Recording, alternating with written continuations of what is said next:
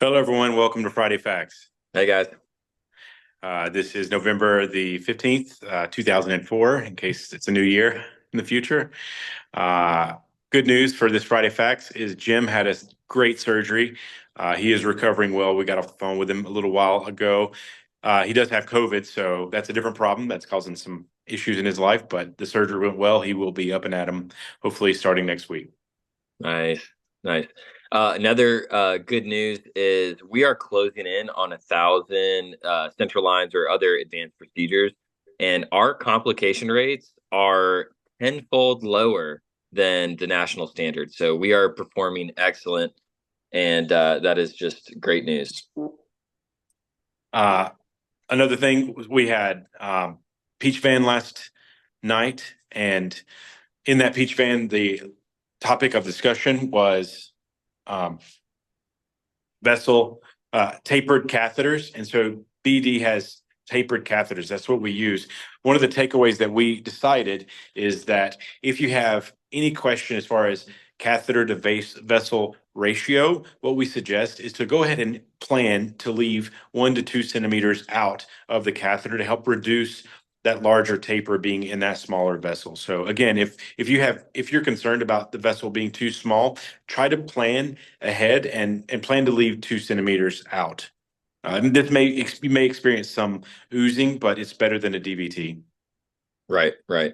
Yeah, and something that just brings to mind is we have the tools. If you have a vessel that is too small, Mhm. we have the tools to access other vessels if your upper arms are not good. So another thing that is really important to think about, something that Jake kind of reminded me of, is our veins are always trying to achieve homeostasis. So if you put a tourniquet on for too long, you're going to lose that benefit. And the same goes for Trendelenburg. If you lay your patient Trendelenburg for too long, you're going to lose the benefit of that plumped up vessel. So trying to minimize the amount of time that your patient is either in that position or under tourniquet is going to improve your ability to access those vessels. One way you can do that is with these advanced procedures, you should always have someone in the room with you, so it's easy for them to go ahead and get that patient positioned after you've set up your kit and tray and got your probe ready. And then and with a pick or midline, just wait. Make sure it's the very last thing you do before um, you put the drape on and get sterile.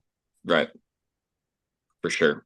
Another little thing, this is a little housekeeping item. Windy Hill, this is something that I hadn't been doing. Beth showed me we need to scan our charge sheet, that charge sheet that we fill out, make a copy, place it in the folder right next to the charge nurse, and it's right behind the door, labeled pick access. So that's just going to help them out with billing. It'll help us and everybody.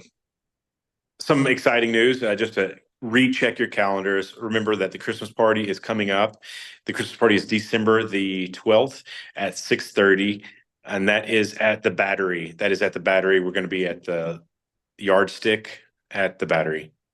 Is December, it Yard House? I think Yard House, Yard Yardstick. House. December Yeah. 12th, 6:30. Be December there 12th. or be square. And also, guys, please make it a point to try to come to these Peach Fans. The food's good, and the more pick access people there, it seems like the more fun it is. So it's Yeah, a real good chance to hang out. yeah, good food, free food. You get to learn a little bit.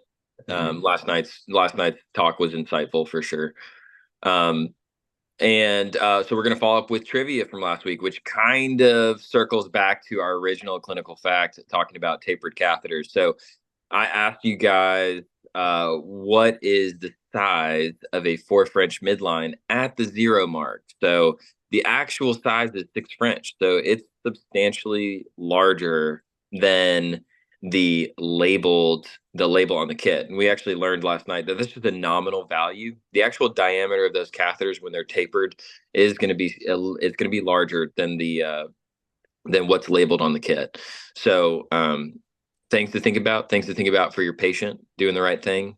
And trivia this week, Joe, what are we doing about trivia this week? We're not playing. You guys did not participate last week very well. So if you're not playing, we're not paying. So have a good weekend. We're not playing trivia this week. I'm taking myself and going home. See you guys. Happy weekend, guys. Happy We hope to weekend. see you See ya. next. Thank you. Bye.